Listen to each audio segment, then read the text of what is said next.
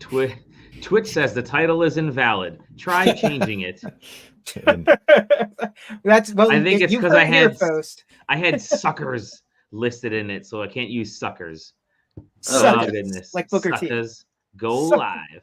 I don't We are live on the SideQuest, your weekly foray into the wonderful world of video games, video game culture, and interior spaces. As you can see here, the disembodied person you see below me is Taylor Bliss. There's a body there. Just shoulders up, baby. To his left, your right, Johnny Wagner. That's right. The gun show is in town. The gun show, Mr. Speaking of body. Speaking of body. Above him, the one, the only, the atomic comic, JJ. Yeah, repping my comic book store. Nice. Nice. And me, Dolly, the idiot. Boo! What's up? Boo! You're a trash human. Hey, guys, how are This ya? guy stinks. This guy stinks. Wow, stuff is going crazy right now because we have a pretty nasty storms and thumbs are down already. Oh, Wow. no, Johnny got a mystery thumbs up offline a couple of minutes ago, and it was like it was on this side. No, this side. That's not there. That was like, and you got it, which is the weirdest thing. That was me. Was it you? No, he wasn't. No, there's no way. We're trying to figure it out because I don't know any options to like do that. I'm on mobile, so it's like, okay. God is watching. Well, hello everybody. It has been a week, and we're gonna dive right into it. We're gonna stop talking about our interiors and our houses and our beards and stuff, and we're gonna get into the news of the week. And after all that time, we finally got that Nintendo Direct, the Nintendo Erect. Yeah, and nobody could have possibly have guessed that Nintendo would have a Direct in the middle of June. Yep. And it was, they have one every freaking year, of course, obviously. But they kicked it off with something that I thought was actually really cool and really cute. And let me share that. I think it was you, JJ, that mentioned that this is like one of the coolest subtitles ever. You're just having some fun with the title, man. Look at that. Mario and Luigi Brothership. But boat-based Mario and boat-based Luigi game called there. Brothership. Yeah. Yeah, man. So yeah, it's a Mario and Luigi game. I thought it was a remake at first because they've already like remade two Mario RPG games over the last like 6-7 months. And I figured, this is going to be another one, but no, it's actually a brand new game. It's set on. I don't know what they would have remade because they did that weird Superstar Saga with like the extra stuff. Yep. Not that long I don't know, ago. like any of the other like really good ones that are stuck but they've on. all been like it would just be an HD version of the ones that they just recently remade. So they remade Inside Story and was it Superstar Saga? Superstar Saga had that other Bowser Jr. Minions. Yeah. Okay, but what about like the best one? What, Inside Story? We already said Inside Story. Oh yeah, Partners in Time. Yeah, Partners in Time. Yeah, I guess that'd be the only one they could probably redo. Yeah. Yeah. Out of like how many? They have 3 of them so far. This will be the 4th one. That was the one with the babies, wasn't it? Yeah. That's right. It was extremely good. It was really good. You're right. It was really good. They're all pretty good. They're all pretty good. It's funny. It's such a low-key, fantastic RPG series with just some of the best writing. It's funny. It's like they always have some good animations, and this one just looks like it has even better animations than ever. So the models look awesome. Yeah. Thank you. Idiot. Boo. More booing. But I think it's coming out this year. This is their big fall game, right? A Wario and Waluigi version of this would actually be really good. Yeah, that would be good. Stefan is right. It would be. But that's not the only thing they announced. They ended it with this guy, Metroid Prime 4 Beyond. Actually, Metroid Prime 4 is being worked on. It is actually being made. It's actually kind of a cool. They kind of needed to show something, right? Yeah. 7 years in the making. It's time to fucking They first debuted it in 2018 at the June Debuted Direct. a logo. They posted a logo and made people lose it. And when they posted this, people lost this. I love watching reaction videos of like these showcases, and then the Nintendo Direct ones from the NYC store are really fun to watch because people legitimately lose it. And I feel great for fans. Like I wouldn't do that because that would I'm be a fun to go professional. to. Yeah, it would be fun to go to that though. Yeah. But yeah, hey, it looks like Metroid Prime. Metroid Prime. Yeah, sure does look like Metroid Prime. Yeah, I don't know. Sure I as a person who never had a GameCube, I don't really care. I'm happy for those who celebrate though. I love Metroid Prime games. I'm never excited for Metroid Prime games. Like just it comes out, I buy it, I play it, I love it, I'm done. Yeah. But you know, it's 2025, so it's easily straddling the I was saying in the Discord that Switch like and Switch 2. As we see things like this that get pushed, or you know, I mean, Metroid Prime 4 had its own saga, but I don't see any reason not to assume that this is slated to be a crossover game between this and the new Switch. Nintendo launching anything with a Metroid game is fucking bizarre. Like it's like, but it's kind of cool. Yeah. Make no mistake, this is just going to be a Switch game. Like it's going to be on the Switch too, but this is just a Switch game. Like don't think that they didn't say no, this has to run on Switch 1. Yeah, no, this is they spent all that time making this game. Well, also like it wouldn't be in this direct if it wasn't going to run on the original Switch. Right. Yeah. So. No, I'm just like I don't expect it to be like taking advantage of Switch 2 capabilities. This is a Switch game. Right. Well, I mean, it will. It's going to be Twilight Princess. It will in the sense that I bet you the frame rates ain't going to be so good. Yeah, you're going to get it on the Switch 1. True. I compare it. What did you say, Johnny? I said, how hot is your Nintendo Switch going to be playing? Yeah. As hot as it's fucking allowed to be by the BIOS of that device, which is usually actually not very hot. You can actually get pretty far by overclocking the Nintendo Switch. Oh. Believe it or not. Believe it or not. And believe it or not, we're getting a new Zelda game this year. I'm excited. And it's literally a Zelda game. Like I think everybody lost their shit when this was. This was the one that I went to on YouTube and searched for reaction videos because this is the big one. I just liked watching people trying to figure out if this was a remake or a new thing. Yeah, that was. Yeah, this was because they intentionally are mimicking the Link to the Past boss fight in this. Like, right. Like they wanted you to think this was a Link to the Past remake for at least a couple of minutes. Right. And I thought it kind of was at first. I'm like, oh, this is like Link to the Past-ish. And then I kind of eased back out. I'm like, maybe this is like Four Swords. You know, this could be a Four Swords game, which is like, okay, whatever. And then like, wait a minute, Link is gone and Zelda's breaking. I'm like, oh shit, this is a brand new game. Because Link's soulless eyes make it really funny when he sinks into the very abyss. Funny. Yeah, that he's like shooting an arrow at Zelda, and it's like, are you trying to kill her? Yeah, or... I'll get you next time, bitch. Yeah, it was. I mean, it looks great. It carries the Link's Awakening style that they used for that remake. Yeah. But the big thing with this is it's not Zelda doesn't have like a sword per se. She has the Tri-Rod special tool, I guess, like a magic wand that can sort of copy stuff. It's called a copy and paste weapon. Right? Yeah, it's a copy paste weapon. I like that. It's a copy paste weapon.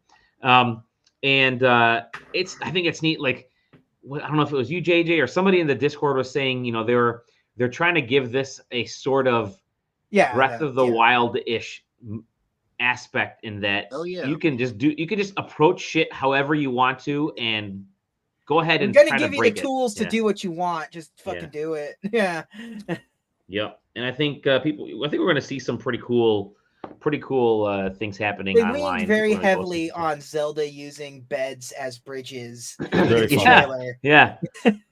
Yeah. I mean, I can already imagine somehow linking a Yeah, stolen. Linky. I didn't even think about that. But like, a tree, sticking a tree on a bed and a bokoblin on it, and it does something crazy. I'm thinking there's going to be some cool things. Somebody's going to that come out create of it. some sort of crazy mech using a copy. Yeah. Oh yeah, I don't think it's going to go that far. Somebody will there's figure probably a something limit. out. There's probably a limit, but they'll figure it out. What I actually liked about it is the fact that like it was a little bit lighter on the physics. It was just like the beds just stack. Yes. Endlessly. Yeah. Just kind of glue together. So it's nice. and it looks like Zelda can just jump, which which is wild because Link wasn't able to ever do that in these games. He was encumbered. She's much more powerful. Yeah. He was encumbered. Yeah, thank you. He was encumbered. Oh yeah. For Stefan just asked a question about whether or not wonders if it's a sequel to Link Between Worlds. I saw some conjecture that it could be, or so people were already sleuthing out the fact that like the map is the map from from Link's Awakening. Link's Awakening. So probably not. It's significantly more likely to be related to Link's Awakening in some capacity.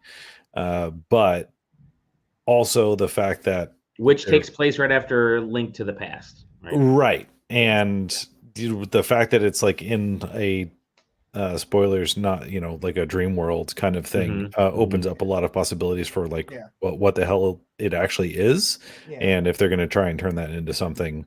I don't know. The Zelda lore masters will always figure out a place for all good things. Like the Zelda stuff has always dealt with like multiversal bullshit. So there's just, and this trailer has both. That right there, both both the Zoras. So like, there's going to be something to it, but a direct. I don't. If it's going to be a direct sequel to anything, it was probably going to be Link's Awakening, but it's probably not going to be a direct sequel to anything. The Windfish has come to Hyrule. My eyes just kind of glaze over when like people talk about the Zelda timeline. I've got good news. There you go, beds, baby. Anyway, what I like about it is the fact that like physics doesn't seem to be involved, like Breath of the Wild. Like I don't know, I want something. It's just stuff. It's not physics. I want something less grounded. Just September. September is a pretty Yeah. badass. They also announced something that for JJ and I is just the worst thing. Yeah, give me. Apparently, this has already sold out in a couple retailers. Like Japanese retailers are essentially sold out of this guy already. Pre-orders. I know Play Asia sold out. So the minute this comes to the US, it's gonna be last Switch. it might be the last Switch. Yeah, but this is their big. I mean, it's September. I want to say their big game because they announced this. They announced Mario and Luigi. They have they have lots of stuff that's coming out this year, which is good for them, right? They're finally starting to get some things that can fill out the second half of the season.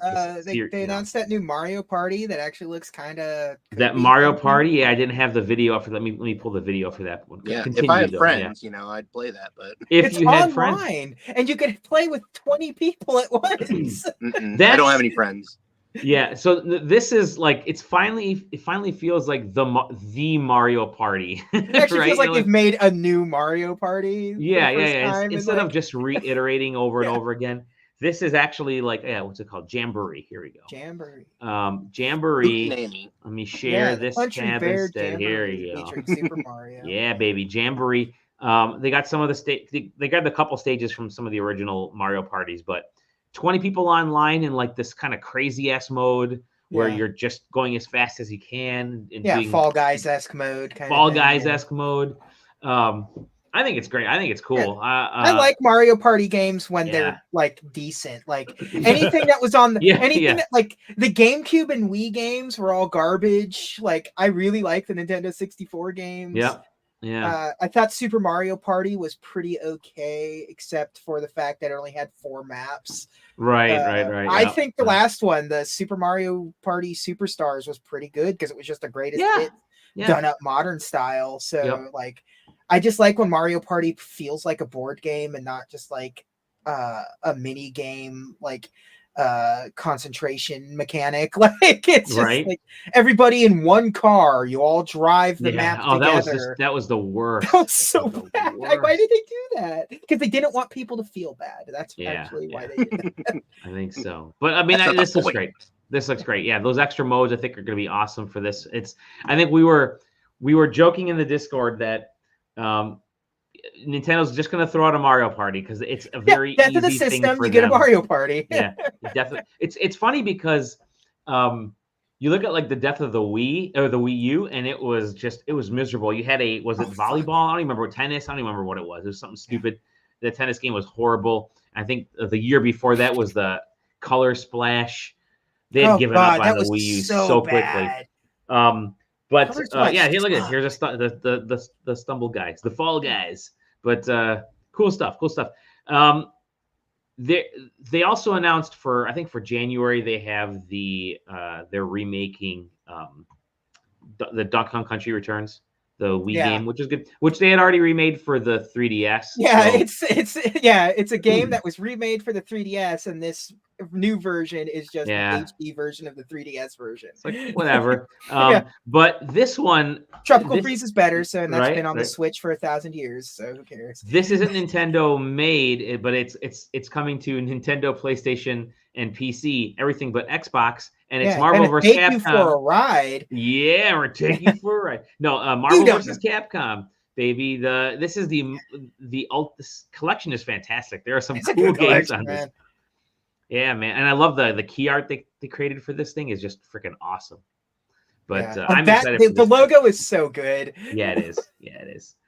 And like Marvel cartoons right now are kind of hot because X-Men 97 came back and that show ripped, and so people want to get back into that mode. So this is hitting at the right time. Well, and there's been people have been yelling at Capcom for years and years now to get at least MVC2. People, that's you, JJ. No, it's everybody, man. Yeah, everybody loves MVC2. Nobody, it's so good. Ever since we it, because it came out on XBLA, right? Yeah, PS3. Oh yeah, and PS3, and then ever since then, every console has come and gone and not gotten a version of MVC2. It has always been requested every single time.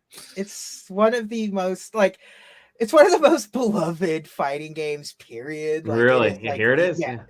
It's just it's so good. It's so good to get it accessible and listen. It's I just love the hand drawn. It's still the hand drawn stuff. The Bangus art that they use for everything is so incredible. And you get the Punisher game is silly. sick. I don't care what anyone says. This game rules. When they announced this, I thought this is great. This is just stupid. I mean, there are a lot of Marvel, arcade games like this that they could have thrown in there, but they chose the Punisher. Because again, it's Daredevil. I'm surprised they didn't do some of those things. So all of this stuff is just sort of lumped into one big thing. That Punisher game is included in all of the arcade 1-up collections of these. They just shove it in there, so it's just bundled. I wonder of the deal. I wonder if some amount of licensing expired for it, so that it's basically just they either somebody got it back for free, or there's we don't have to pay anybody for this anymore. Because I wish that Avengers, the Captain America and the Avengers game, I wish they would that would be cool, because that game where you're Cap or the Vision or Hawkeye, that game was cool, and I would love that. I wish that was included in this. I think did I have that on the Sega Genesis? Yes, you almost certainly did. I think I did. Yeah. The Vision was a fucking boss. He shot laser beams out of his eye. Yeah, he did. And it was the white Vision too. So it was. Anyways, JJ. There you go. Feel better, John. I'm always gonna on June 19th, huh? June 19th, White Vision above all else. The White Vision. The White Vision. But coming later this year. And then I that they didn't include any of the other platforms on the card for this. They usually do. Not here. I think Nintendo slapped on a couple extra $1 dues. It was how about we don't tell anybody until after our showcase is done? I'm sure if they I'm sure they would just like to put it on Steam and Switch and call it a day, but they have to put out the PS4 version because that's where the tournaments are. Like, yeah. Look at that loving Predator handshake. Yeah. I'm excited for this. This is I'm a huge Dragon Quest guy and classic Dragon Quest. So obviously we heard about this back in 2021. Don't you? I think you mean Dragon Warrior. Yes, let me rephrase. Dragon Warrior. I listed in this article like Dragon Warrior was what got me into RPGs in the first place when it was bundled in 1990 with Nintendo Power, and since then I've been addicted to it. But Dragon Quest 3 or Dragon Warrior 3 was always had like this cool place in my heart because it was so different and such an open RPG because you were essentially creating your character, hiring teammates for your squad. And it had this Dragon Quest expansive became story. Dragon Quest, really. Exactly. And it linked to the other two Dragon Quests. Like you had some version of the original game on your, in the map system in this when you fall through a big tunnel. So I'm just super happy to see this. I know I had heard rumblings while I was at Summer Game Fest, like that they were showing this to a few folks behind closed doors in like one of the hotel rooms. And so I was kind of bummed that I wasn't included in that, but that's okay. So when I got, I was kind of awaiting the previews, and everybody's really digging what they were able to get into. But it looks great, and they've actually made some big improvements from their first showing in 2021. It just kind of goes to show you, and even the dev team came out and said like that they kind of wish they didn't show it so early because a lot has changed. But these games, it's using the HD 2D, engine, but there's a lot that you have to build up. I mean, that's just a backbone. You still have to do all the work because it's not even that sort of tilted perspective anymore. Now it's got more of a traditional Dragon Quest. I just want to say that this swerve at the end was beautifully done, man. Yeah, it was. It's like, hey, this is a cool key art. Oh, wait a minute. This is also rumored, but the other two games are being put together in a secondary pack, the first and second. And trust me, that first game is like all of like 4 hours long, so you can knock that sucker out. I hope they do. I hope there's more work done than just a fresh coat of paint for Dragon Quest 1. Yeah, because there's a lot. That game is lacking so much stuff. I've replayed it a billion times on iOS, on Switch, like which is the crappy version on PC. It's just I think I played it on Game Boy Color. I have it, but which came as a 1 and 2 came together basically as a pack. So I'm excited for this. To make an 8-hour game. Yeah, exactly. And then let's see. I think there was one more thing I wanted to cover. Was there? Maybe there wasn't. Farmagia. Yeah, I was gonna say the cheese game. The cheese game. Cheese game. Formaggio. Some people worked at a restaurant named Formaggio. I'm just opening up this video here. Here you go. Farm and Magic. Farmagia. Raise your own monster. I'm gonna be a hater. Don't buy this game on Switch. No. This is coming out on other consoles. Don't do it here, man. Yeah. Listen, I'm a Switch apologist, and even I'll say no. If this game looks good to you, this is not the route to go. As a person that played Disgaea and shit on it, it hurts enough. You've been through enough. What was we gotta service. We gotta give Corey a shout out. What was the game that he cared about? Phantom Brave. Phantom Brave. Phantom Brave was announced. And then there's this game which I was actually super interested in. That looked awesome. Mio, Memories in Orbit. All right. Mio was like, I was snoozing for like a quarter of the show, and then Mio showed up, and I was like, okay, maybe we got something here. It looked really neat. I'm stoked for the Miles Edgeworth collection. Yeah, the Miles Edgeworth collection. Because it comes with the second game finally. Oh, the one that was only in Japan. Yeah, and it's got new art that you can switch between. You can choose chunky pixels or hand drawn. The chunky pixels look so good. Hand drawn enjoyers cool. are not to be trusted. But I think overall a pretty good, a surprisingly meaty direct. I actually wasn't expecting much. I figured, okay, Mario and Luigi and a Mario Party and DLC is probably all we were, all we would end up getting. But then they kept adding to it with that Zelda game. To me, the Zelda game is a really big one for sure. Yeah. They'll you guys, how do you feel about them breaking that $155 million mark this year? I think it probably, with these announcements, I think you'll probably get it, right? I mean, maybe Zelda games, man. They're always an unknown because yeah. I think they'll get it this year. Yeah. What's your time span in mind? Yeah, I mean, I guess they'll get it before the Switch 2. Probably around the time of the launch of the Switch 2 or soon after. I think they'll hit that. I think they'll hit that PlayStation 2 count with this slate of games that is in a. I don't think they're gonna be making any money. No. You wouldn't.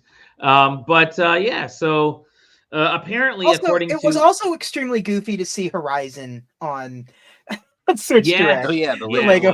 It was. That was on there. Yep. Apparently, according to Evolve PR, which is just a really good kind of gaming PR company firm type of thing, this was the most watched out of all the showcases and directs. It had well over 1 million. I think it topped out somewhere at like 1.8 million, which is just bonkers. It beat out Summer Game Fest, and it just kind of goes to show you, again, the great conversation in the Discord kind of goes to show you. Jeff Keighley wants Nintendo in there because of this, because Nintendo will bring eyeballs from everywhere else. And because he's not able to do it, Nintendo can do whatever they want. They've perfected this format. They had, I think the Xbox event was actually better in terms of quality and content and games that I want to play because everything looked great. But Nintendo knows the audience. Nintendo knows gaming, and they know how to get people freaking excited. Yeah. Do you think Jeff Keighley is like sitting in his throne like Dracula? Like it's the Symphony of the Night Dracula. Yeah, and he's like, smashes a glass on the ground. It's his white whale because he really wants, and everybody that knows him and talked about it. There were a couple of things on there that he would have loved to have had the Marvel vs. Capcom. Oh, totally. Pop up on there. That would have been massive. Yeah, for sure. Totally.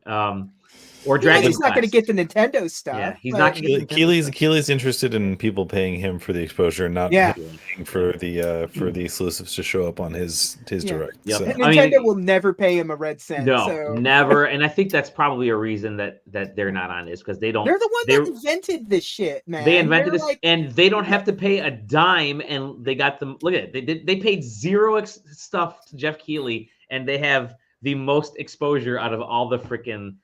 It's insane to me.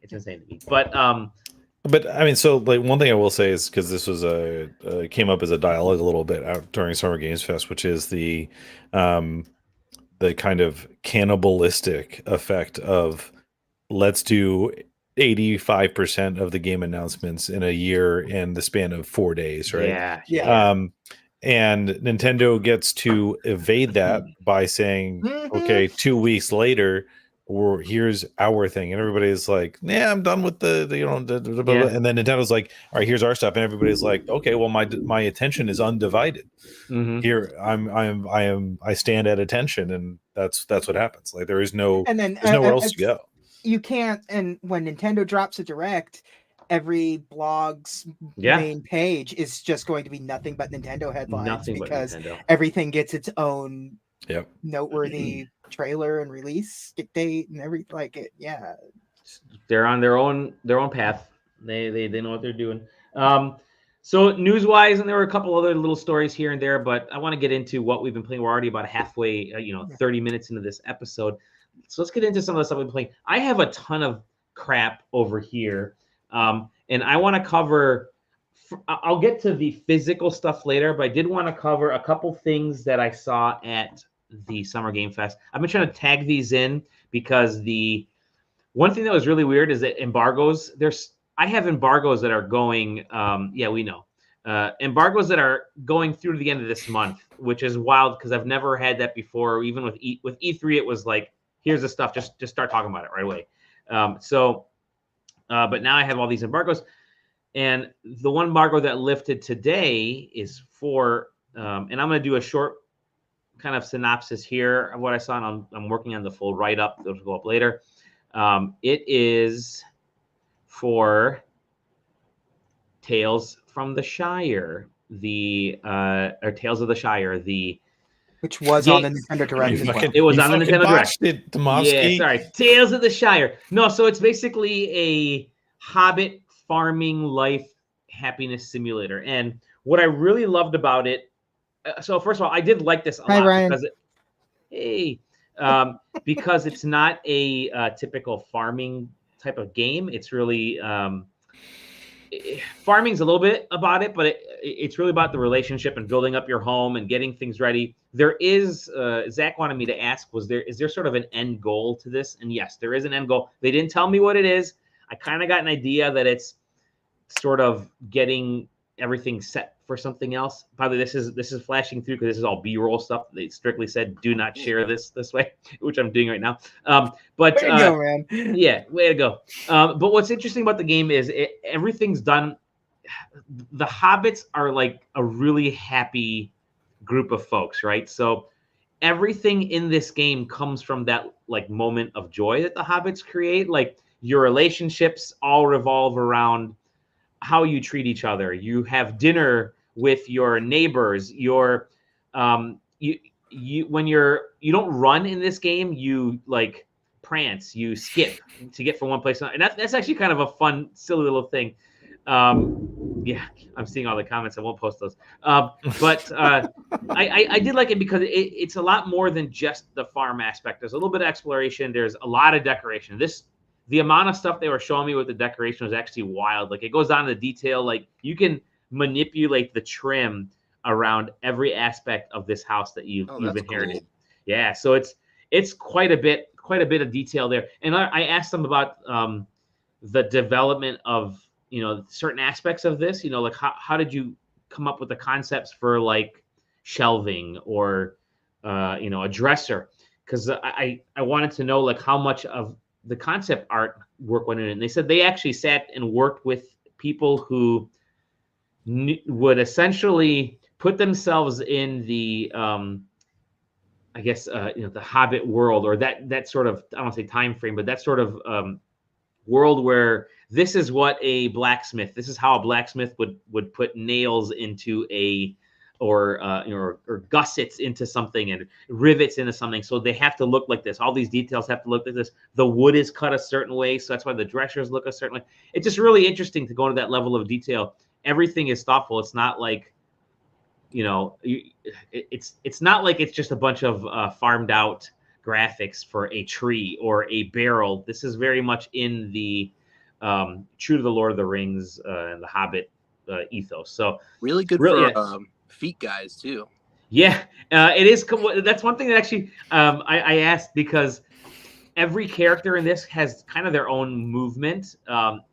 And so, like, for instance, when you're running, your feet go first. Like, you'll actually start to lean back a little bit, and your little character's feet will go in front of them when you're kind of picking up speed. So I thought that was really cool. Another really interesting aspect is that, and I thought this was great. When you create a character, and you have a certain amount of like stuff you can actually develop in your character, but when you create your character, they're all genderless. So it's not like you're selecting male or female. You're just selecting facial features. You're selecting clothing that you kind of like. Oh, interesting. And so they did it in that way, because not necessarily for accessibility. That's a part of it. Making it so that your character is much more of a reflection of you rather than a specific gender profile, I guess. But they did it so that the game has a little bit more fluidity to it, because even the hobbits themselves aren't necessarily in their history, in their culture, they don't fall into that. This is what a man does. This is what a woman does. This is what a girl or a boy. It's really, again, it's all about the community aspect of this. And so I thought that was really cool. Obviously, cooking is involved. There's a whole like there are books and lore and all kinds of stuff that you can pick up. It's gotta be stressful to make like a Lord of the Rings game without like a traditional story. Like right, you have to follow the Lord of the Rings lore, but like we're not really doing a lore anything with ours. Yeah. But I mean, it's great. I was really surprised at how much I liked it. I'm not like the kind of person that likes farm sim games, but there you go. There's the table. You invite people over all the time. I'm glad that it has its own aesthetic going for it. Like it's not trying to be it really is. a movies or the show or anything. It's just like it looks like the drawings. Right. Yeah, it's more like the drawings and stuff. But no, I really enjoyed it. It's coming to everything, right? These hobbits love this food. Yeah, they love food, man. That's half their character is the food, man. And it's such a good idea that you focus on. It's not a farming game. It's a relationship community simulator, which farming is a part of. Which decorating your home is a part of. It's how are you going to be? Seems more. Clinton's the editor for use. I'm gonna slap on my wrist. But no, I enjoyed it. I thought it was really cool. I look forward to my write-up because we'll have a lot more details in it. But I just wanted to kind of share that a little bit. And then there was I don't care about Lord of the Rings. It looks I don't care about Lord of the Rings games except for Shadow of Mordor or whatever, Shadow of War and Shadow of Mordor. Those were really cool. But I thought this was great. Another game that I want to check out. I know Stefan was asking me about this one for a lot, but this was my last appointment in Summer Games Class. Like Stefan. Sounds like it is a very Stefan game. Although I also think it's very much a game that maybe you would enjoy, JJ, or how dare you say that to me? Yeah. No, I got to play play about an hour's worth of Akimbot, which I think the demo is out on Steam, or part of the demo is out on Steam. This is it's a really cool game. It's definitely I'm gonna turn off the subtitles on it. But speaking of the developer, this game is definitely an homage to like the 90s platformers and like the early 2000s platformers. You got your Mario in there, you got Ratchet and Clank, you got even some of like the Skylander stuff is in it, just because how friendly the designs are in this. But this is Ratchet and Clank as fuck. It totally but it's like Bionicle Ratchet and Clank. Yeah. So they told me straight up, they're like, we wear our homages on our sleeves. Like people will look at this and they'll say, oh yeah, that's from that. Like they're totally okay letting folks know that and kind of working through it. Like that's that's cool. And there's a lot of this stuff in this game. Like the demo is set on sort of like this island when you first crash. It's like the first section of the game. Crash on the island. You have to get off these groups of islands, and obviously because you're a robot, if you fall in the water, you can get injured, die. But it's platforming, it's shooting, it's using tools. Obviously, you see all these different types of tools and weapons and stuff. And so, no, it's great. It's coming out later this summer. Look at that. And I think it's something that is going to appeal to a lot of folks because it's just playing it felt like it really hit the platforming and that kind of 3D platforming action from the early 2000s, especially of those types of games. Like it was really precise. It felt really good. The action felt really good. Never felt like I was being overly challenged. Like really the challenge in this is if I'm in like a monster room or monster closet, like how do I hide around a bunch of crates and get around to the side and try to avoid some of these attacks so I can knock these guys out. But it's really cool. It's really, really clean, understandable, accessible 3D action platformer, and I freaking enjoyed it. And I think it's gonna be worth people's time. So again, look for my write-up, which I'm working on now about this game. So those are the two games that I'm playing, or that I was playing, that I want to talk about. But I want to talk to you guys, because you guys took my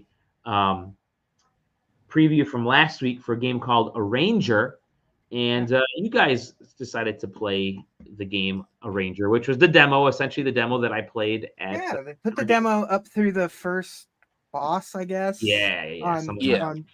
Onto Steam. Here's the Switch trailer. Yeah, Go here's ahead. the Switch version. There's the version we won't be playing. Yeah, actually, it'll work really well. On it actually probably work all right. I would hope it's not so. a super complex. Yeah. Nah, this game's fucking killer. It's very interesting. It's doing some really clever stuff with the way the puzzles work. I mean, they all kind of work in the same exact way, just the way your brain has to come about it is different each time. Like any good puzzle game, like it'll make you discover how to do things without actually telling you how to do things. Yeah. So it's a joy to play. Yeah, there's one thing that kind of I'll fall back to about how good sort of the language of this game is without like explaining anything to you. It never outright tells you that you can move things from board to board. Yeah. Like you can make things as long as you follow the rules of how the level how the tile sets move.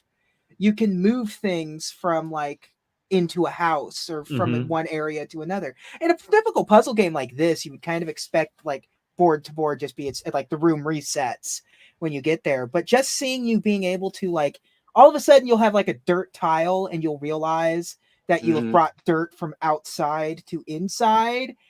And that's enough to sort of rack your brain into thinking like, oh, I need to have this stone foot from the previous fucking board into this area or whatever. So like it does a lot to teach you the game without like just outright telling you. Yeah, there's no real big hand holding. There's no because nobody wants to talk to you in this game. Everyone fucking hates your guts.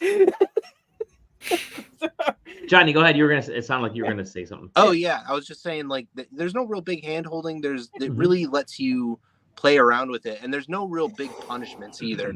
So like it lets you like figure things out on your own and gives you all the time in the world to do it, and it doesn't feel like it didn't feel frustrating to me at all.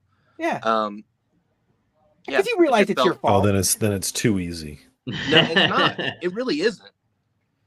It felt really difficult. Like the magic of this, the magic of the game that I liked when I played it was that it would you get in situations you're like I have the 3 stone feet and 2 of them are on there, but every time I move that third one, I screw up the other 2. I'm like, how am I going to get this third stone foot on that platform? And then you're racking your brain, you're trying everything, it doesn't work, and then you realize, oh wait, let me actually leave and go this way and then pop out the other side. So it's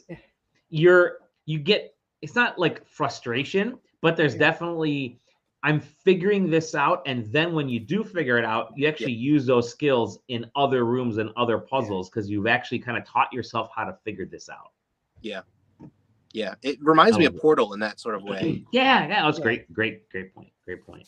Yeah. And they were telling me, they said there's there is sort of a preferred way that they would solve the puzzles, the developers. But, when I was there, I solved the puzzle in a way that they weren't expecting it. And they said every time somebody sits with the demo, they're like, this is the one that was always screwing me. Yeah. Anytime somebody sits with the demo, they're always coming up with different ways to resolve Which stuff. is wild because it really feels like that it really does have just one solution. Yeah, like, exactly. Just by sitting there and looking at it, it really feels like it should only work one way. Like everything's so meticulously placed, but then like you do realize that you quickly find like multiple routes. It does feel like when you just move around on like a board that has been like that meticulously placed. Yep. And then like you're just like moving around and you're just like, oh, I just fucked this up. But you it's like matching up a Rubik's Cube. You're like, well, this is never going to be done again. Yep. I mean, it really is. It's a Rubik's Cube. I heard that comparison. Yeah. It's the sliding puzzles, which is like you have that one right there. How do I get this part of the sunset over here? Yeah, it's funny because it's kind of wholly unique. I've never really experienced a puzzle like this before, and I'm like. Comes out in July. I'm here for it. This is an instant, it's wish listed. It's an instant buy. I'm excited about it. JJ, what else you got? You were talking about that one. Anything else you want to talk about? I played the Yars Rising demo. Okay, all right. Did you see that at Games Fest? I didn't play it. It was over there, but I didn't get a chance to. That's a neat. That's a neat Metroidvania. I didn't know like the Yars stuff, like how deep they would actually kind of include like Yars stuff into it. But the trailers don't really show you how much like Yar is in this game. Like you're constant. It's a Metroidvania, and like instead of doing the thing where you like get the different like one-ups in a Metroid, or not one-ups, power-ups in a Metroid game, it's like a similar thing. Like you find a computer and you have to hack it, and the hacking mini games all kind of revolve around Yar's Revenge. Like it's you playing like a quick round of Yar's Revenge to hack the computer, which really works because because Yar's Revenge is very Tron-like in how it works. And all of your weapons are kind of like your like powers are kind of Yar based. Like your default like shooting mechanic has like aesthetically looks like the stuff that you're shooting in Yar's Revenge, and you have like an ability to nibble away at like energy fields like you can in Yar's Revenge. And like when you get to the boss fight, they bring in this big giant robot that has a shield, and you have to eat the shield with your Yar your energy nibbler, and then you fire and knock down its energy with that, and then to finish it off you have to hack into a computer and do some of the Yar shit to like completely defeat the boss. Cool boss mechanic, and like it's just the standard Metroidvania, more Metroid than Castlevania. It's actually kind of like what was Shadow Complex? Okay. Suddenly I'm peaked. Yeah, it's more that than it is like Metroid, which I kind of dig. Nice. I like, this is a good little game. They're actually using Yar's Revenge in cool ways, like making a new game. Oh, there's a pawn cabinet that just and that's like it's an Atari Way Forward game. It's not like JJ was gonna walk away from this mood like, nah, it wasn't really for me. Let's be real. You mentioned Way Forward and Atari. Right. Listen, when Way Forward goes 3D, it tends to be a hit or a miss. Like fair.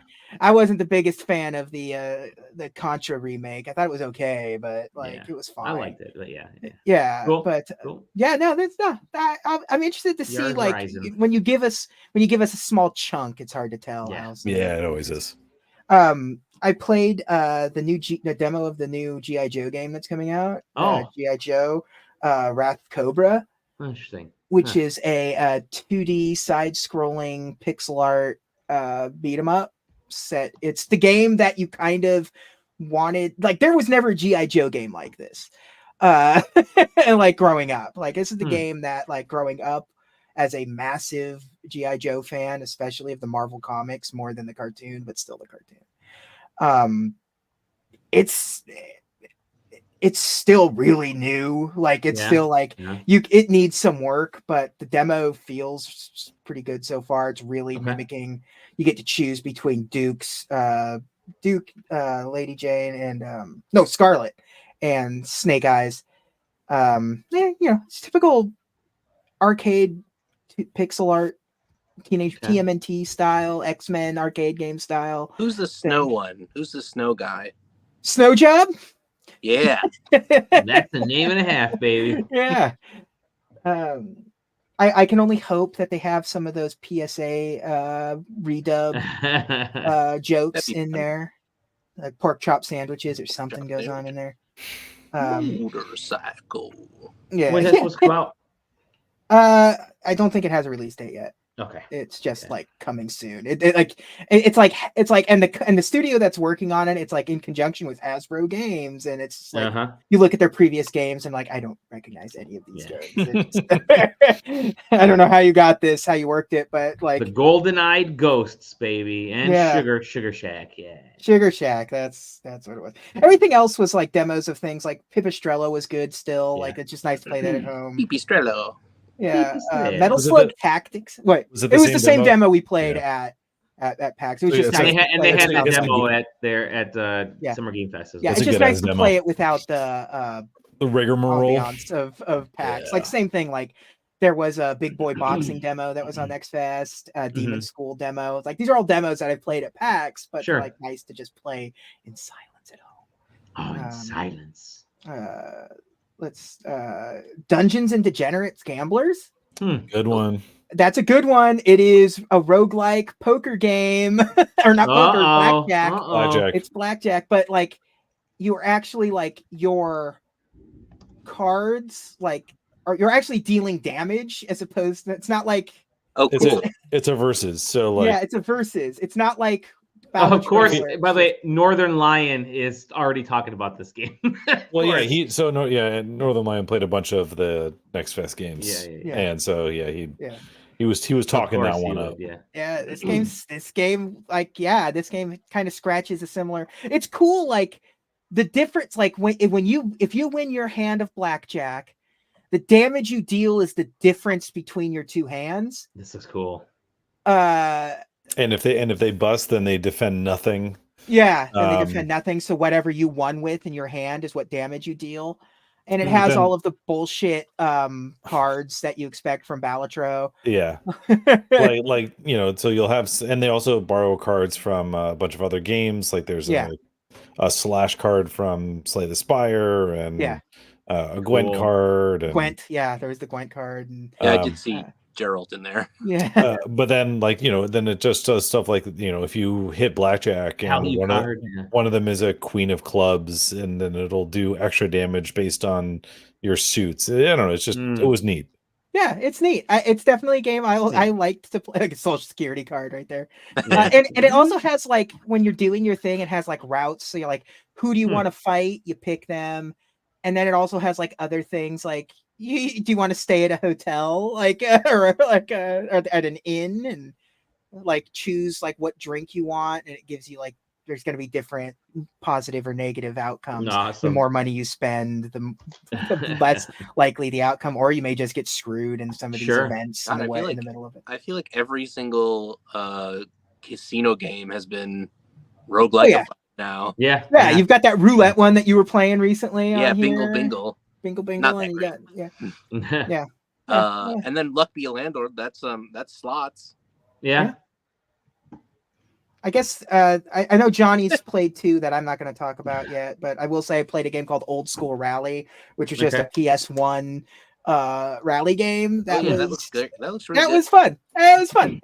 I love the Next Fest time of year, man. You can discover these. It felt like a PS1 racing game, for better or for worse. Like exactly, like almost 1-to-1. Like it's a little squirrely, and it looks really good.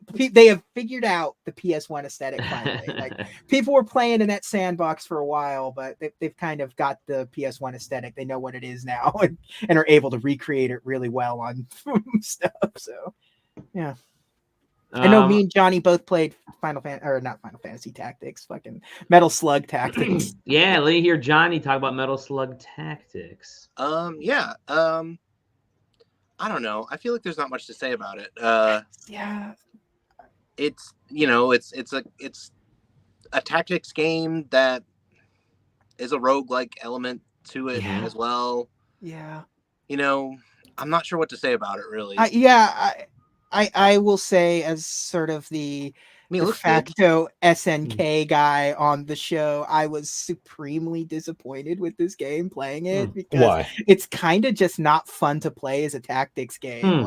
It's just kind of like everything feels overwrought in some way. Like nothing, you're constantly you're constantly making you overthink like the stupidest shit with these tactics games. And like I did have some cool like interactions with with Aerie. She's like each one of the different you got Metal Slug characters is you got Theo, Aerie, and Marco and Tarma. Marco and but Aerie is like the grenadier. She's like she has her main weapon is a grenade, and then like her special weapon that you have to reload is a grenade launcher.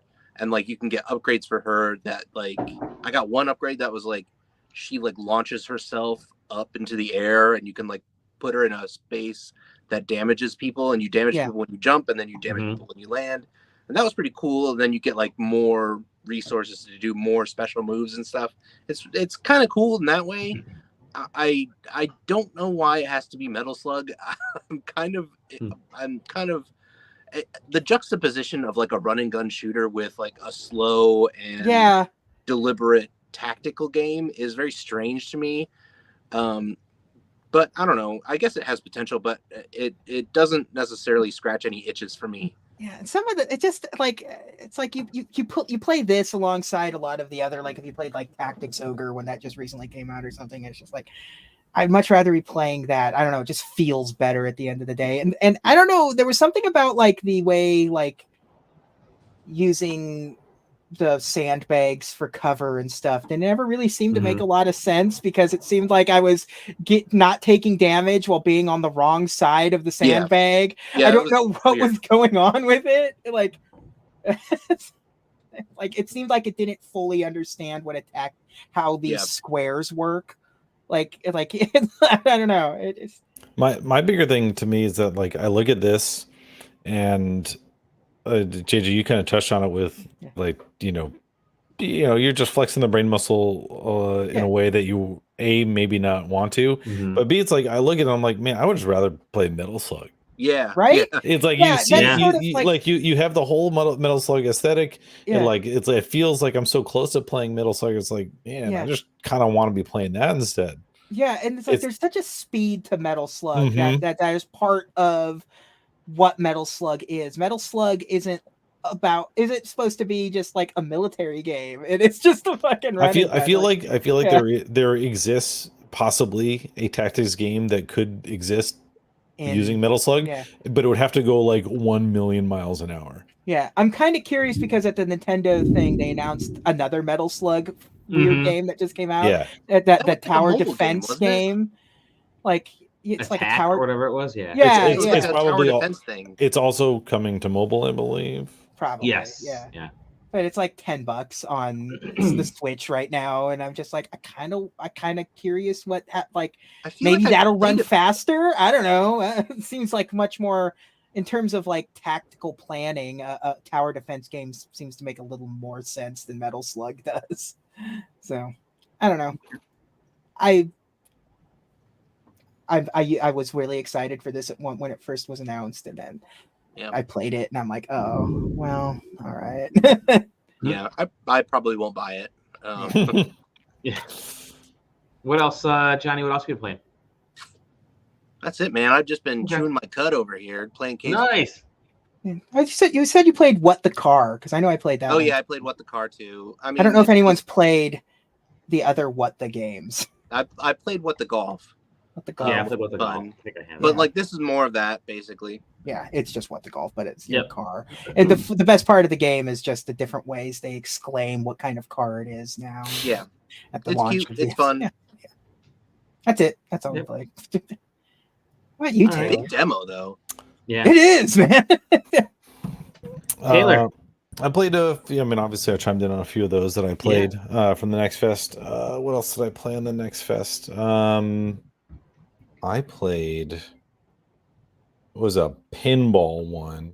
Ooh, I didn't see any pinball. Oh, yeah. You didn't see the pinball one? I did see it. It's like a pinball sort of Pinball Spire. Yeah. It's kind of like every room is a puzzle room in its own way. I got to show you guys this, by the way. This is the ring at my pool with the ring. It's coming in. There you go. Oh, Jesus. All right, you got a little bit of sleet going on. Nice. A little bit of sleet. You see the lightning coming in there. Lord. Badass, man. Why did I do that? I could just flip it sideways. There you go. See? Anyway, sorry. I just doxing myself. I like weather. Pinball Spire, yeah. It was neat. It demoed well. That's like it was one of those things where it's like you're trying not to demo things too deep, but like again, you want a pinball game to kind of be speedy, and you can't be too speedy when you're trying to solve puzzles using pinball as a medium. So I think it betrayed itself a little bit there. But my guess is that you go further, and it probably gets a little bit kookier. It has this aesthetic. It has like the old video game style. Yeah, it's like old digital pinball. Hell yeah, which is cool because I grew up on Sierra Pinball 3D. Yes. Dude, yeah. Which was an absolutely it's one of those things where I think back on playing that game, and it's like, man, I didn't know how good I had it. It was like it's like the king of old virtual pinballs. But anyway, hell yeah. Yeah, it was a neat game. It works. Have you ever played Yoku's Island Express? Yeah. No. That game rips. I love that game so much. I want everyone. It's a pinball game. You would never know. So what was the other one? Down the well or something like that? What'd you say, JJ? I was thinking he was thinking about other pinball games. Yeah, Yoku's Island Express is excellent. Not that we could talk about it right now, but play that. We're not gonna though. I beat Animal Well. Okay, Johnny and I can talk about that for the next 4 hours. Yes. Probably good. I didn't. I only have 32 eggs. I'm sorry, Johnny. I thought you got all of them. No, that was you, buddy. That's right. So you beat. The game has multiple paths to complete. Which one did you? I beat the boss, the thing that gets you to roll the credits at the most basic level. At which point you were immediately met with a room, and it's like, I don't know what any of this shit means. But then again, neither did I for the rest of the game that I played. So it gives you a cool room, and then it also gives you a locked door in that room, and a bunch of other things that don't make any sense. Yeah. And then you're like, oh, I guess there's more game. Yeah, the only thing that comes at the end of the game is like, oh, at least I know what was making that sound now. And that's about it. Yeah, because literally Animal Well is such a fucking bizarre game. You'd be going around, and then you would just get this fucking loud ass chime and be like, I don't know what that means. Did I do something? Did something happen? No clue. There's so many good mysteries in that game. Yeah. I know that one of the things that I won't reveal what it's solved, but there was a puzzle that had to be solved using 50 different people doing one puzzle a specific way. Yes. And that's crazy. Why it's dope. Why would it's one of those things of why would you make a puzzle like that? And they're like, I don't know. But we did. You're not my dad. You're not my dad. Literally, it's big. You're not my dad energy. But anyway, Animal is a cool game. I think I played one or two other Next Fest demos, but I can't remember anymore because I already uninstalled them. So again, it is the best time of year for that. I'm so glad they do the Next couple Fest of porn titles like everyone. Dude, it was crazy scrolling through the top and how I did not have to go very far before I found them in the most played.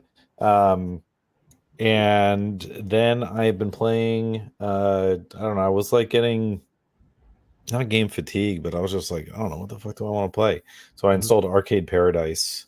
Ooh, okay. And I was playing that a little bit. That game starts too slow, man. Yeah. It's like, bro, you gotta be kidding me.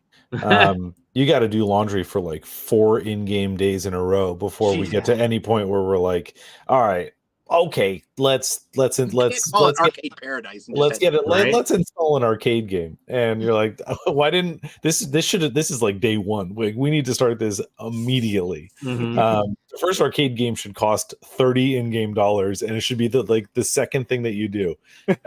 You finish the first day of doing laundry, you're like, all right, you're getting a tasty treat. Here, buy one arcade game right now. No. And yeah, then again, there's a bunch of other really cool things that are in the game, and I probably played for 10 hours at this point. It's wow.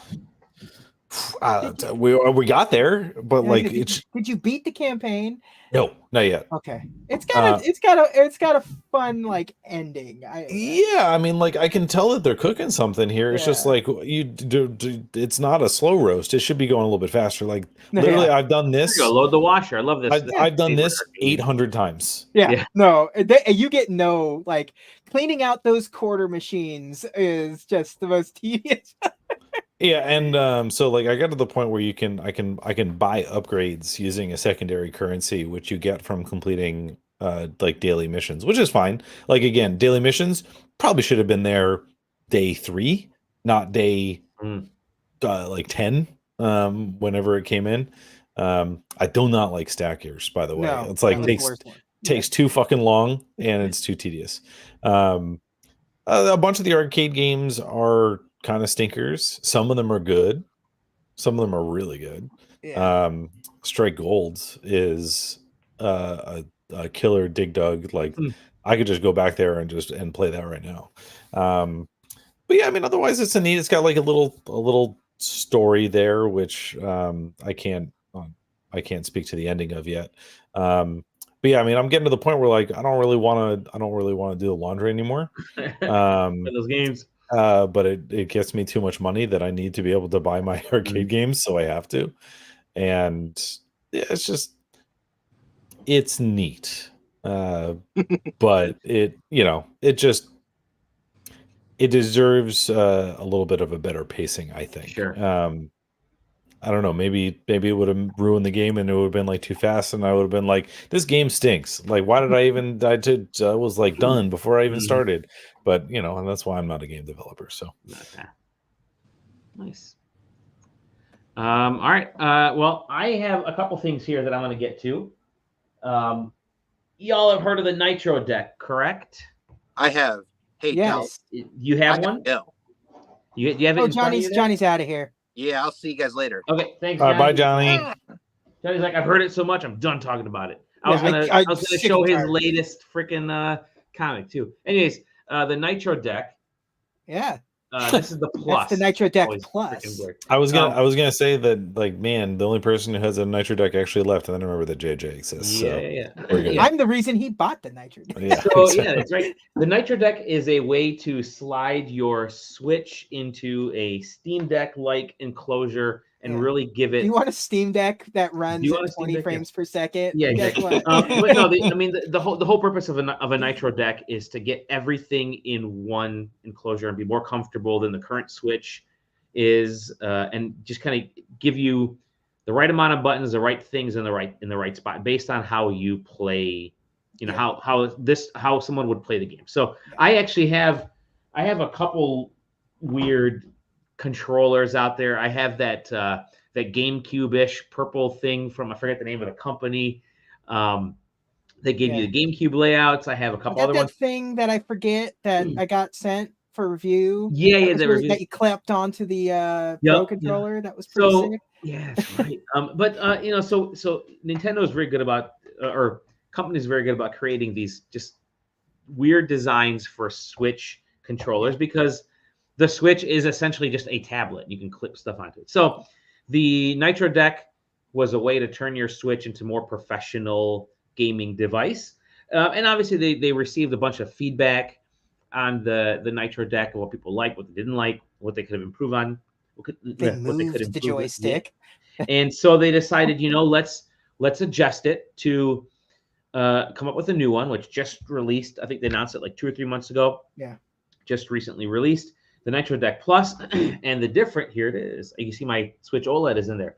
The big differences between the Nitro Deck and Nitro Deck Plus are they've moved the buttons down here. They made it essentially symmetric from both sides. Yeah.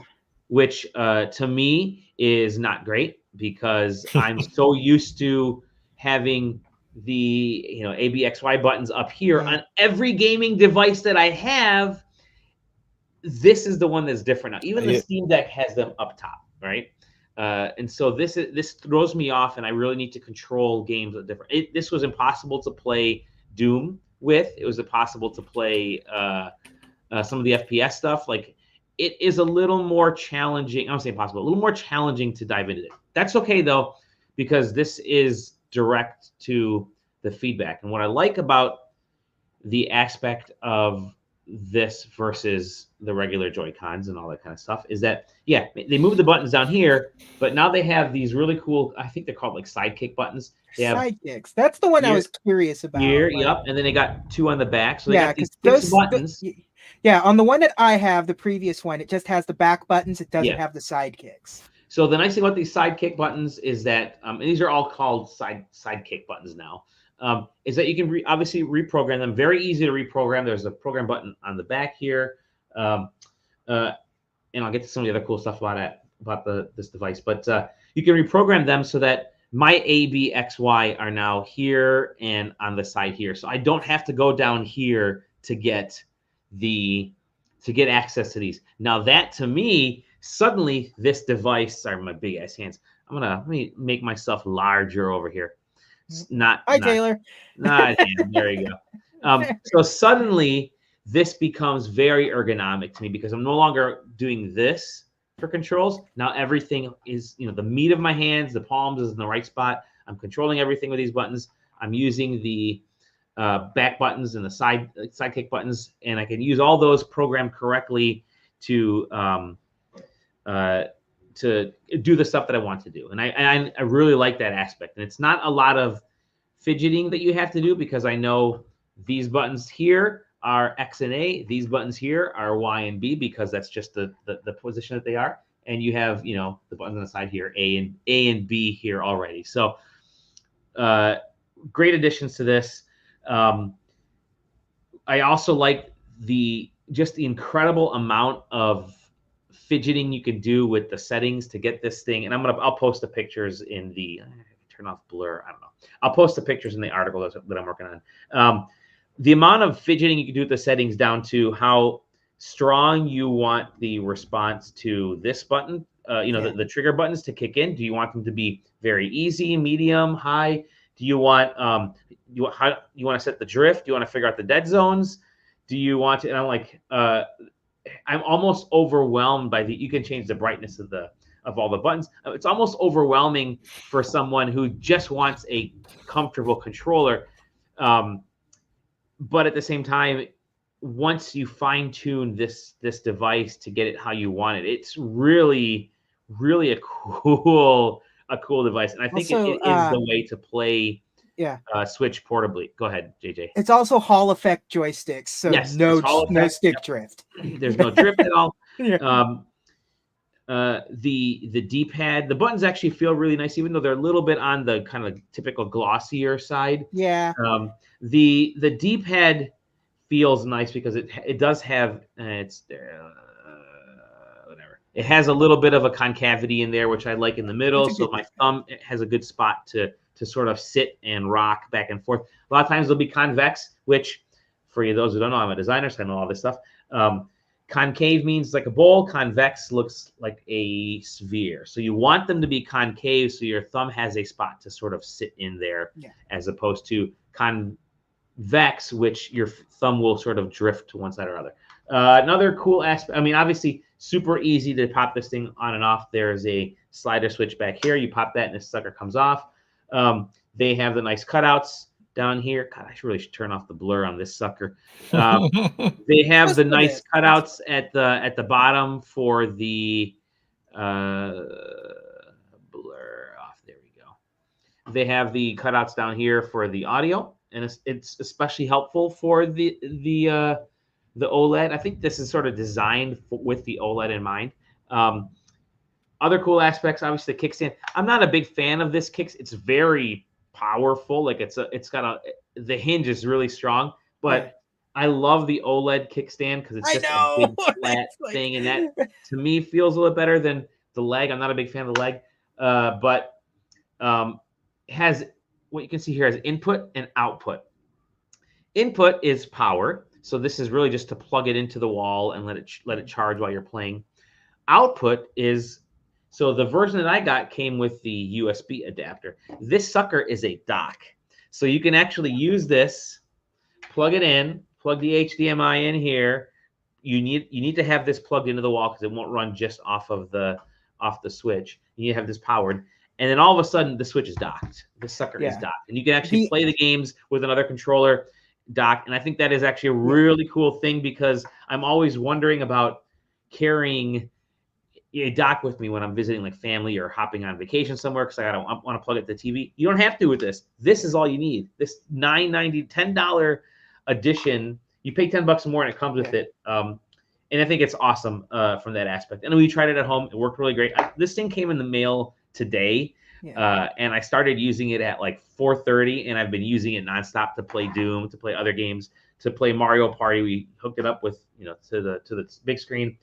Fidelity is great. I actually kind of like. There's a little notch here if you want to access. Yeah, it's actually engineered really well for little things. It really is. Like they understood the design of everything they needed to get. So I will say that I'm kind of surprised how very little is different about the one that I have. The output is only used to use it as a controller elsewhere. For yours, for mine, it is. For this one, they have. That is another cool aspect. Also, is that they've this can be used as a controller, whether it's plugged in directly or as a Bluetooth controller. Which has Bluetooth built in. That's pretty cool. So a lot of functionality out of this guy is really surprising, and it's only like $60, $50-$60. It's the only way I play my Switch now, really. Oh, is it? Okay. Yeah. This may end up being the only way I play my Switch. The only issue that I have is that I still like to dock my Switch to charge it because it just drop it in something, and you can't do it with this because it's too wide. I do want to know the rumble situation for that because several levels I know, of rumble. Ours is several levels of rumble, but it is just the cheapest, most vibrating rumble. It's not like rumble, it's just vibration, and it's also very loud. So it still is. It's still not great rumble. I mean, I haven't used the previous version. I'm only using this one. The rumble isn't super. It doesn't quite click with me. I mean, again, I was playing Doom, and Doom can get into some cases where the rumble is so bad in Doom that I think I ended up turning it off in Doom. And I can only imagine that it would shake and vibrate because there's a lot of hollowness in this guy. This is a plastic piece, resin piece that when this vibrates, because you look at a Joy-Con. They've done a good job of shrinking everything around this. So then when it vibrates, it's very meaningful, like purposeful. They've tested the heck out of this to get the HD rumble and the rumble aspects going. Once you add a bunch of air, that's going to affect the rumble no matter what. And that's why like the bigger controllers that are out there tend to have worse rumble than smaller controllers and more modern controllers. So that's just in general because of all the air and all the stuff in those controllers. Same with this. The only way I could think that they could improve the rumble is by changing the insides of this to take up a lot of that space, because I think that's to get this thing light and make it comfortable, you have to sacrifice some of the other aspects. But again, rumble doesn't affect me anymore. If it's loud and whatever, I play Doom in bed at nighttime, and the thing like rumbles like freaking crazy, and it wakes up my wife in the middle of the night. So, and that's just with these little guys. So, yeah. Anywho, the cracked is fantastic. I like this clear version. You can also, they have a little, for no reason whatsoever, they have a little RFID tag in here where you can register it and see the rarity of your cracked device, which is like, okay, whatever. If the interesting part is, if you ever want to get rid of this, like sell it or whatever, you have to remove it from your devices using the app and tap it back so it's no longer attached to your account, which is pretty funny. But they really want this. I think part of the reasoning is they really want these to be personalized so that it's something that you are going to want to use and have and really customize to your liking. They sell replacement or additional stick caps. Yes, so you can that's change. The cool thing with this. You can take these off which you can't really. I don't know if can you do that in the previous crack. Yeah. Okay. Yeah. And I like that. In fact, when I was taking it out of this nice little bag they give you, this felt line bag, I'm taking it out and I'm like, where'd the caps go? They had ripped off as I was taking this thing out. And I thought it was broken, but no, it's meant to be that way. Take these caps and they off. sell ones that like mimic other device types. Yeah, like, cool. Do you want them to be like GameCube sticks, or do you want them to be like Xbox sticks? They sell them that way. It's pretty cool. So I guess likes on this guy. Great weight. It's heavier than a Switch, but lighter than a Steam Deck. Feels really good. Placement of the buttons. I'm not a big fan of having the buttons down here. It's funny because that was the biggest complaint. That's why they changed it. And you want it back the old way. I want it back the old way because that's how I'm used to playing. And that's again, a part of that is so many games are designed to have those buttons there. So you're playing a game because the developer knows X is always going to be in the same spot. So a good developer. So people will tap X first. Now, for me to get to X, I have to go down, or have to get to B, I have to go all the way to the bottom, which you can see my thumb. Here, let me do this. I have to do this. It's hard to see, but there's a lot of distance that I have to go to get this to hit those buttons. That's why they added the side kicks. That's great. So yeah, button placement, not the biggest fan of, but I can understand it. I'll deal with that because the side kicks work so well. I like the texture of the buttons here. I'm not a big fan of the glossiness because the buttons, obviously to get this thing as low cost as it is and to be that full of content, you have to kind of skimp in some places. So the texture, the buttons feel a little bit kind of chintzy, even compared to like the OG Switch buttons. These don't feel as elegant. Obviously, the gloss levels of the buttons aren't my favorite thing. I love that it's clear and white. I was almost drop it. Really cool. Not a big fan of this kickstand. I love how strong it is, but I don't like that it's a lag. Maybe future iterations they'll have just a wider thing.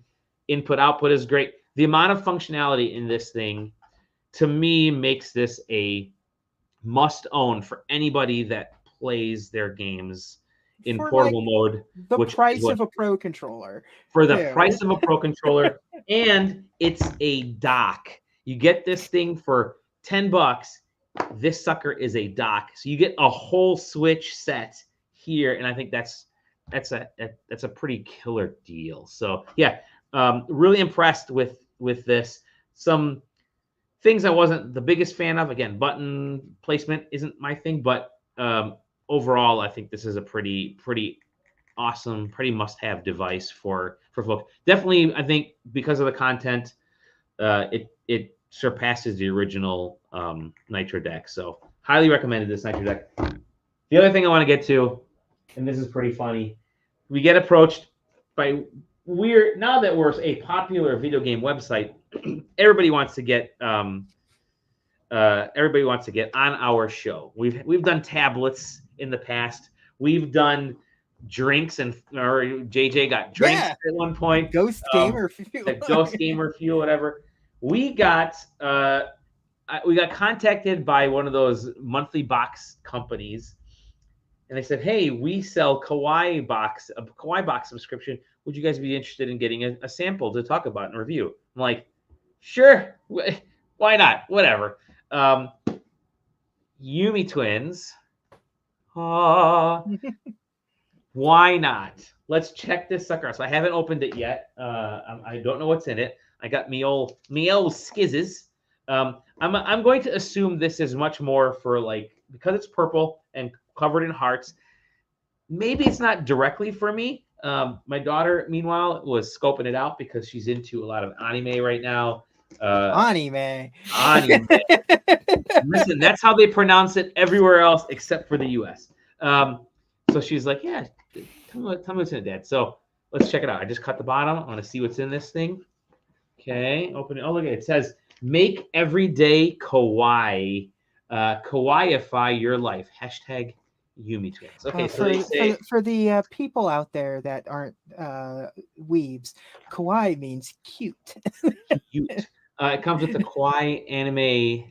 anime universe, which just kind of talks about a lot of their different products that they sell, their partnerships. That's kind of cool. Okay. Oh, and it's got like little contests, and you got contests in here, and you can get extra goodies. So if you scan this, activating your streak. Oh, if you got your streak of how many of these you've bought in a row, you can win contests. Okay. Okay, so it's actually in this thing. I have. Look at this. This is a something Sakura card captor Sakura. Card captor Sakura. Yeah, card captor Sakura. It's like a bow type of thing, a headband bow type of thing. As a person that has seen Card Captor Sakura, I recognize what's going on here. So yeah, this is definitely like the cute anime stuff. So there you go, Card Captor Sakura. So weird that the Kawaii box is for cute. Yeah, can't believe that they would include Sakura there. Oh, Sailor Moon Eternal. Yeah, Cross Sanrio. Oh, that's hideous. Oh, is that a plushie? Yeah, dude, it's a little mini plushie. Should I open it? Let's see. Yes. Let's see which one it is. Let's see which one it is. Okay, it's kind of got it's got a perforated edge, so I got to pop it open. Let's see. What did I get?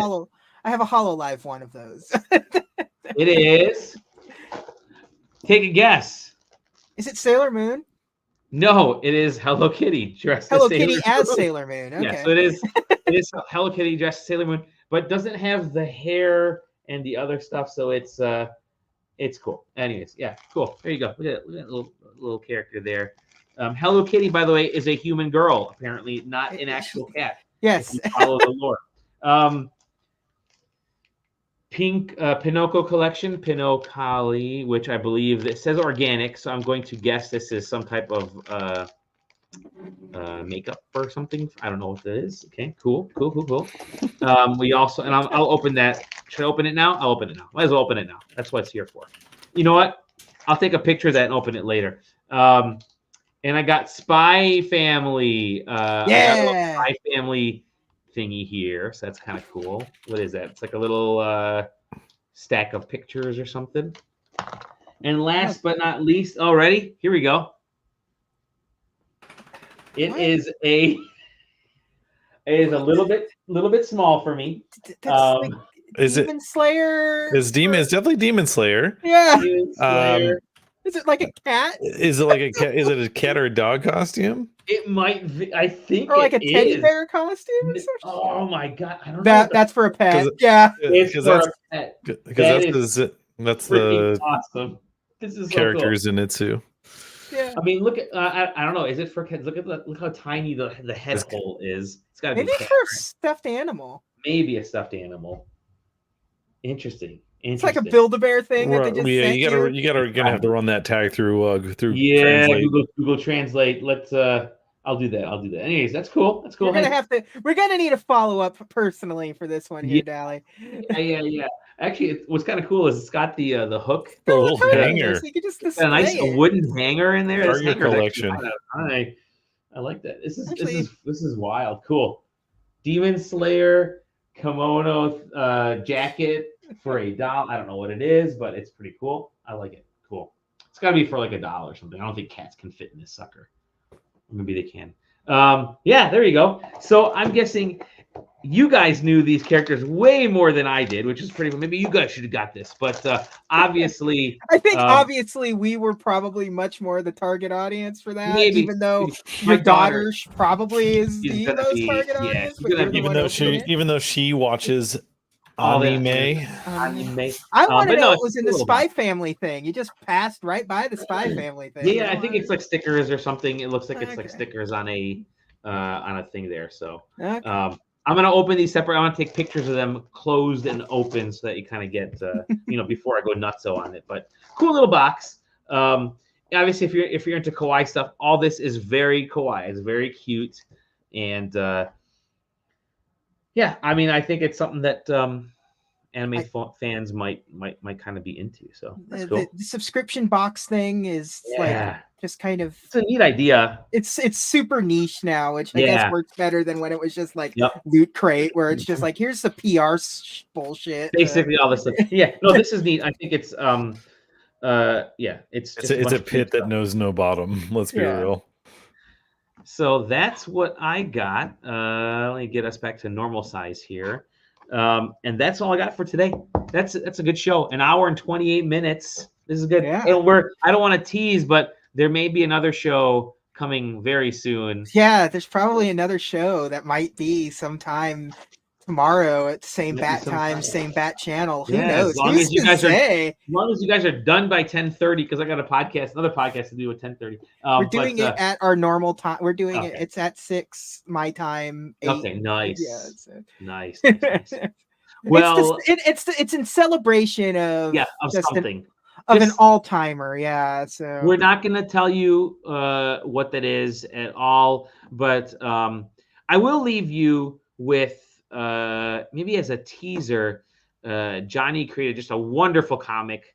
You Are Now Encumbered. Today's episode of You Are Now Encumbered of this wonderful webcomic is all about a cool game.